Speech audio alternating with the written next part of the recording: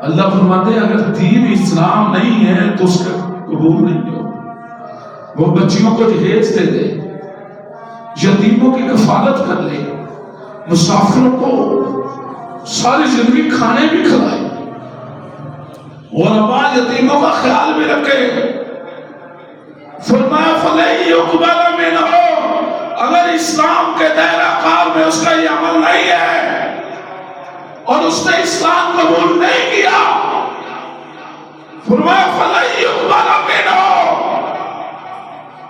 وہ حسین ترین عمل عرف عامہ کی ساری زندگی کرنے والے کام اللہ فرماتا ہے نہیں قبول کرتا. کیوں؟ میرا پسندیدہ دین ہی اسلام ہے. جب پسندیدہ طریقے کو چھوڑ کر میرے پسندیدہ طریقے کو چھوڑ کر اپنے لیے کوئی اور طریقہ اپنا لے گا اور مذہب اپنا لے گا اور دین اپنا لے گا، اللہ فرماتا ہے میں کیسے قبول کروں گا. میں نے پچھلے جمعے چاہتے ایک مثالیں بھی پیش کی تھی، آج کچھ مثالیں اور پیش کرتا ہوں. اللہ سے دعا ہے اللہ مجھے اور آپ کو دین اسلام اپنی زندگی میں لانے کی توفیق عطا فرمائے. ہم نماز بھی پڑھتے ہیں، روزے بھی رکھتے ہیں، حج بھی کرتے ہیں، زکاتیں بھی دیتے ہیں، لیکن جب ہم دکان پہ بیٹھتے ہیں، جب ملازمت کرتے ہیں، جب ذمہ دارہ کرتے ہیں، جب لین دین کرتے ہیں، جب معاملات طے کرتے ہیں، اس وقت جو ہے ہمیں نہ نمازیں یاد رہتی ہے نہ ہمیں کوئی اور چیز یاد رہتی ہے. زمینوں پہ قبضے بھی کرتے ہیں اور پھر جو ہے پلاٹوں پہ قبضے بھی کرتے ہیں، لوگوں کے مکانوں کو جو ہے ہرس اور دھاوس کی وجہ سے جو ہے وہ اپنے ہڑپ بھی کرتے ہیں، سارا کچھ کر رہے ہیں، ادھر نمازیں بھی پڑھ رہے ہیں.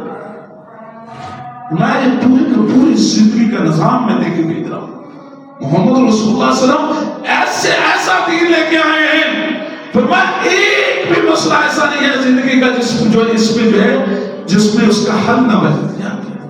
کوئی پرابلم ایسا نہیں، کوئی زندگی کا بچے کے نام رکھنے سے لے کر بچے کی پیدائش ہوئی اس کے نام کے لیے بھی اللہ نے ہدایات دی. یہ نام کیسا رکھنا، اللہ کے نبی نے ہدایات دی. بچے کا نام کیسا رکھنا ہے، کن لوگوں کے ناموں پہ نام رکھنا ہے، بچے کا عقیقہ کس دن کرنا ہے، اس کے بال کس طرح کس دن کٹوانے ہیں. اللہ اکبر. بچے کے کان اور تکبیر اس کی آواز میں پہلا کلمہ جانا چاہیے، اس کو گٹھلی دے دیں. اللہ اکبر. پھر جیسے جیسے پڑھتا ہے اس کو پڑھانا کیا ہے، اس کی تربیت کیسی کرنی ہے. ماں نے جو دودھ پلانا ہے، جو اللہ نے سب سے زود ہضم بچے کے لیے ماں کا دودھ رکھا ہے، اس کے پینے کی مدت کیا ہے. ماں نے اس کو کیسے دودھ پلانا ہے، اس کے ساتھ پیار کیسے کرنا ہے،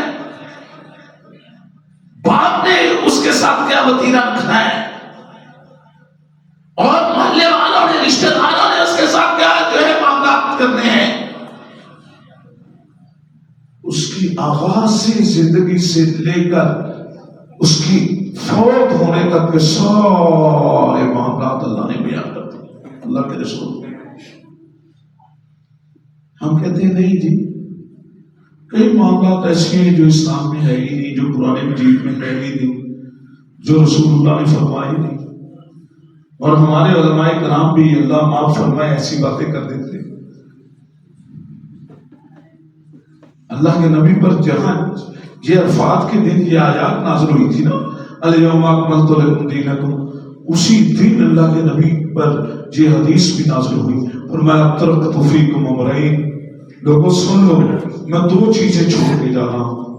لن تضلوا ما تمسکتم بہما، جب تک تم ان دونوں کا مضبوطی سے تھامے رکھو گے تو یاد رکھ لو کبھی بھی راستے سے بھٹکو گے نہیں. وہ دو چیزیں کون سی ہیں؟ کتاب اللہ اور ایک سنت رسول. پچھلے خطبہ جمعہ میں نے چند مثالیں دی تھی، آج پھر اور چند مثالیں. امام شافعی رحمہ اللہ، محمد بن ادریس شافعی کا نام سنا ہوگا، ائمہ اربعہ میں سے.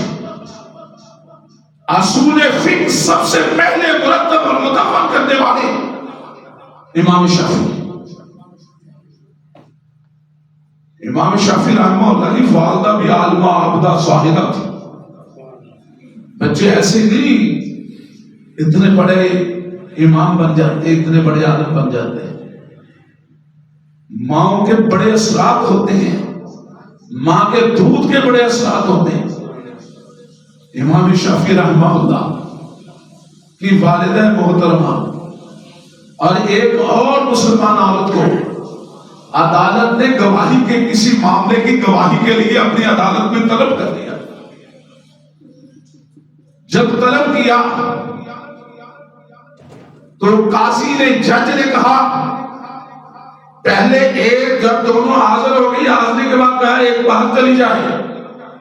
میں نے پہلے ایک عورت سے گواہی لینی ہے، پھر دوسری سے گواہی لوں گا، الگ الگ گواہی لوں گا.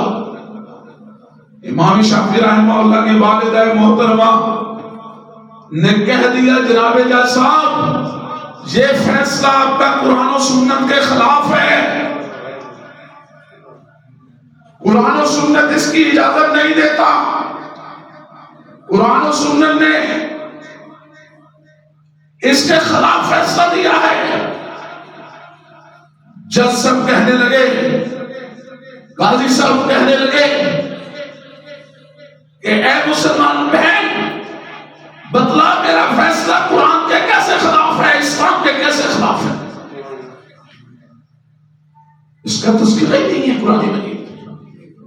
امام شافعی رحمہ اللہ کی والدہ فرمانے لگی جج صاحب پہلے غور و فکر سے قرآن مجید پڑھیں، تب آپ کو پتا چلے گا کہ گواہی کیسے لینی ہے. اور جب دو عورتوں سے گواہی ایک ہی معاملے میں لینی ہے تو کیسے لینی ہے، اکٹھی لینی ہے یا الگ الگ لینی ہے؟ قاضی صاحب کہنے لگے بتلائیے کہاں لکھا ہے.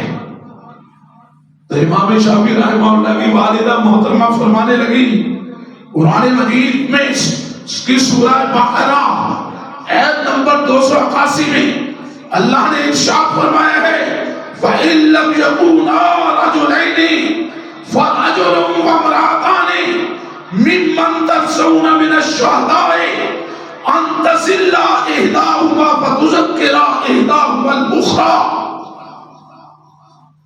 اللہ فرماتا ہے اپنے معاملات لکھ لیا کرو. لمبی عہد دین کہتے ہیں اس کو، قرض لینا ہے، کوئی کاروبار کرنا ہے، آپس میں معاملات لکھ لیا کرو. لکھ لینے سے ایک تو فائدہ یہ ہوگا کوئی فریق بولے گا نہیں، کل کوئی تنازع کھڑا نہیں ہوگا. اور فرمایا اور گواہ بھی اس تحریر پر مقرر کر لیا کرو، اس کے بھی گواہی ڈال لیا کرو. جب یہ بات کہی تو قرآن مجید نے آگے کہا کہ جب یہ معاملات طے کر رہے ہو تو اگر اس وقت گواہ دو مرد نہیں ہے تو ایک مرد کو گواہ کر لیں اور دو عورتوں کو گواہ کر لیں. امام شافعی رحمہ اللہ کی والدہ محترمہ کہنے لگی کہ قرآن نے کھل کے کہہ دیا ان تضل احداہما، دو عورتوں کی گواہی کیوں اللہ نے مقرر کی ایک مرد کے مقابلے میں؟ فرمایا اللہ فرماتے ہیں اس لیے دو عورتوں کو گواہ مقرر کرنا ہے کہ اگر ایک عورت جو ہے، چونکہ عورت نسیان کے اعتبار سے، بھولنے کے اعتبار سے اس میں نسیان زیادہ واقع ہے، تو فرمایا اگر ایک عورت گواہی دیتے ہوئے بھول جائے فَتُذَكِّرَ إِحْدَاهُمَا الْأُخْرَىٰ، تو دوسری عورت اس کو یاد کروائے. شافعی رحمہ اللہ کی والدہ کہنے لگی جج صاحب جب میں گواہی دوں گی میری دوسری بہن جو گواہ ہے وہ جب آپ اس کو میرے پاس کھڑے نہیں کریں گے، اگر میں بھول گئی تو مجھے یاد کون کروائے گا؟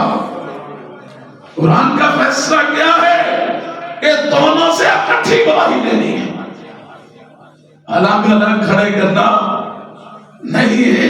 اب دیکھیے قرآن مجید نے حال بتا دیا، لیکن جو ہے جب ہم تلاوت قرآن مجید کرتے ہیں تو اس بات کو کبھی غور و فکر کیا؟